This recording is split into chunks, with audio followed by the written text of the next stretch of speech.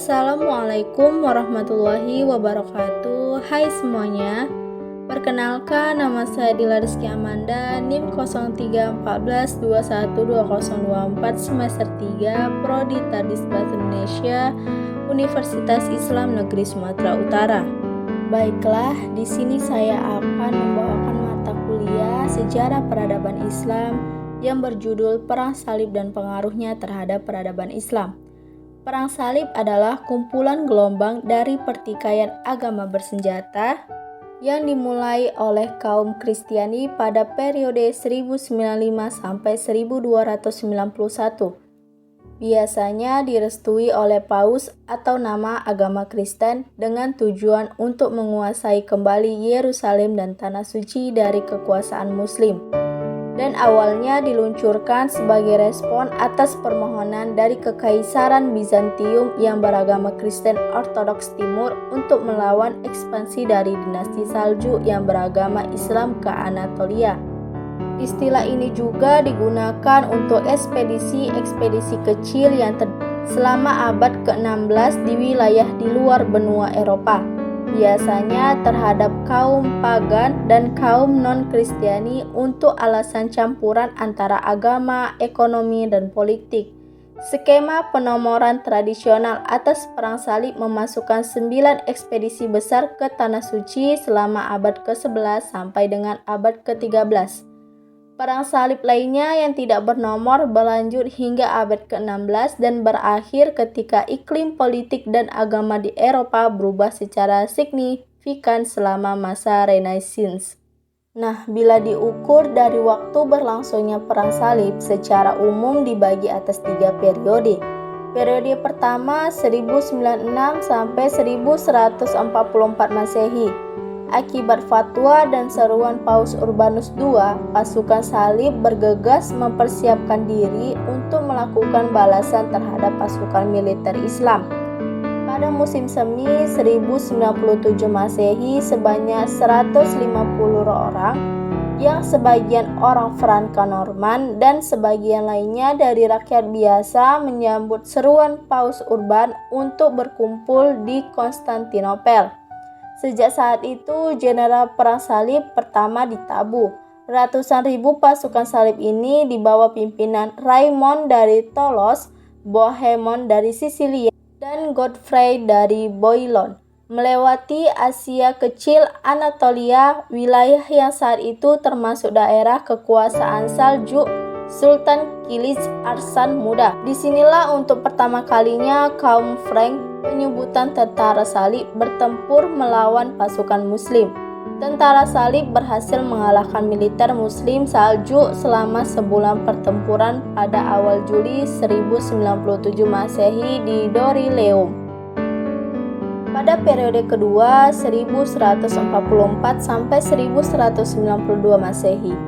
Setelah wafatnya Imad al-Din Zangki, putranya yakni Nur al-Din ibnu Imad al-Din Zangki naik tahta menggantikan ayahnya. Ia memiliki kehebatan yang melebihi ayahnya, cerdik dalam mengatur siasat strategi perang sekaligus tangguh. Digambarkan Carole Hillebrand, Nur al-Din merupakan kesatria tangguh yang mampu menggabungkan politik senjata yang kuat dengan propaganda agama yang lihai. Dalam konteks ambisi pribadi dan keluarganya, Nur al-Din secara perlahan menyatukan Mesir dan Suriah yang mengepung negara-negara kaum Frank yang tersisa di sekitar Antioquia. Pasca pertempuran kedua, pasukan baik dari pihak Muslim maupun tentara salib, keduanya mengalihkan perhatian menuju dinasti Fatimiyah Mesir. Hal ini disebabkan kondisi konflik yang berkepanjangan di internal Fatimiyah yang dimanfaatkan oleh dua pasukan itu. Nah, yang ketiga itu periode ketiga 1192 sampai 1291 Masehi. Pada periode ketiga perang salib ini langsung dikomandani oleh Frederick III dari Jerman yang membawa pasukan berjumlah 200.000 orang. Pada tahun 1190 datang kembali Raja Kristen Eropa dari Inggris bernama Richard atau disebut Perhati Singa.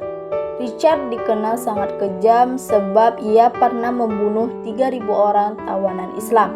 Strategi yang digunakan tentara salib pada periode ketiga ini dengan membebaskan Mesir terlebih dahulu sebelum menyerang Palestina, pasukan salib mempelajari kegagalan periode sebelumnya yang gegabah menyerbu Yerusalem. Hal ini dianggap efektif karena selama di Mesir mereka berharap mendapatkan bantuan dari orang-orang Kristen Koptik. Dalam perkembangan berikutnya, Palestina dapat direbut kembali oleh pasukan Muslim tahun 1247 Masehi di masa pemerintahan Al-Malik As-Soleh. 1240, penguasa Mesir berikutnya ketika Mesir dikuasai oleh dinasti Mamluk. Sepeninggal dinasti Ayyubiyah, pimpinan perang dipegang oleh Baybars dari Kalawun. Pada masa mereka pula, kota Akka berhasil disatukan kembali oleh pasukan Muslim tahun 1291 Masehi. Selanjutnya, sebab-sebab terjadinya Perang Salib. Ada 3 faktor sebab-sebab terjadinya Perang Salib itu. Yang pertama, faktor agama. Hilangnya kemerdekaan umat Kristiani untuk beribadah ke Yerusalem. Kondisi ini merupakan kebijakan yang dijalankan pemerintahan Bani Saljuk yang menguasai Yerusalem pada tahun 1076 Masehi. Padahal boleh dikatakan bahwa umat Kristiani sangat fanatik dan beranggapan bahwa berziarah ke makam Nabi Isa di Yerusalem merupakan amalan yang paling baik dan besar pahalanya. Bani Saljuk telah menjalankan kebijakan-kebijakan yang mempersulit dan bahkan menganiaya umat Kristiani yang akan berziarah ke Yerusalem. Yang kedua itu ada faktor politik. Posisi-posisi kunci di sekitar Asia Kecil telah dikuasai Bani Saljuk dan bahkan dijadikan sebagai basis kekuatan dan pertahanan. Kondisi ini memposisikan kota Konstantinopel terancam akan jatuh ke tangan umat Islam atau Bani Saljuk. Untuk menghindari jatuhnya kota Konstantinopel ke tangan umat Islam, Kaisar Alexius, penguasa Bizantium atau Konstantinopel, tidak memiliki pilihan lain kecuali meminta dukungan dan bantuan politik keuskupan agung di Roma. Dengan demikian, sejatinya tema propaganda atau kampanye perang suci Paus adalah pembebasan Baitul Maqdis dan perang suci ke dunia Islam. Berdasarkan analisis, maka disimpulkan bahwa pihak keuskupan sesungguhnya memiliki ambisi politik untuk menaklukkan dunia di bawah kekuasaan gereja. Demikian pula dengan bangsawan-bangsawan Eropa atau memiliki ambisi politik yang tidak kalah besarnya untuk membentuk kerajaan-kerajaan di daerah yang dikuasai oleh umat Islam. Yang ketiga itu ada faktor ekonomi. Adanya keinginan bangsa Barat menguasai tata niaga di kawasan Laut Tengah sekaligus menjadikan kawasan tersebut sebagai sentra perdagangan Barat di timur. Kawasan ini memang sangat strategis sebagai pintu pengembangan perdagangan ke arah timur melalui Laut Merah. Faktor ekonomi pula yang memotivasi masyarakat Eropa kelas rendahan karena mereka seringkali mendapat tekanan dibebani berbagai pihak serta sejumlah kewajiban lainnya dari kerajaan gereja. Nah, penjelasan tersebut tampak bahwa ada beberapa faktor yang menyebabkan terjadinya perang salib dan faktor-faktor tersebut terrealisasi dengan baik karena didukung oleh beberapa hal. Yang pertama, lemahnya persatuan umat Islam, dan yang kedua, berdirinya kerajaan-kerajaan Eropa baru.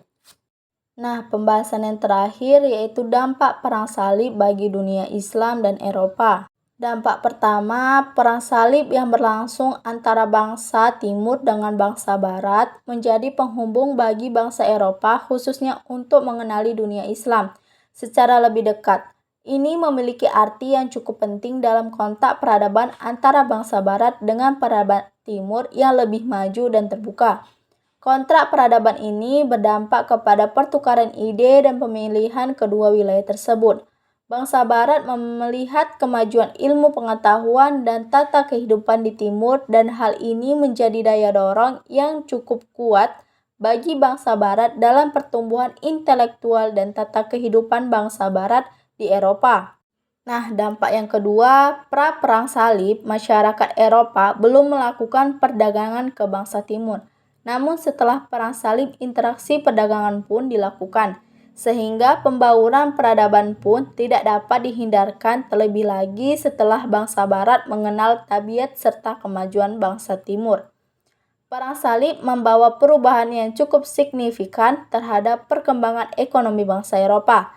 Kehidupan lama bangsa Eropa yang berdasarkan ekonomi semata untuk berkembang dengan berdasarkan mata uang yang cukup kuat.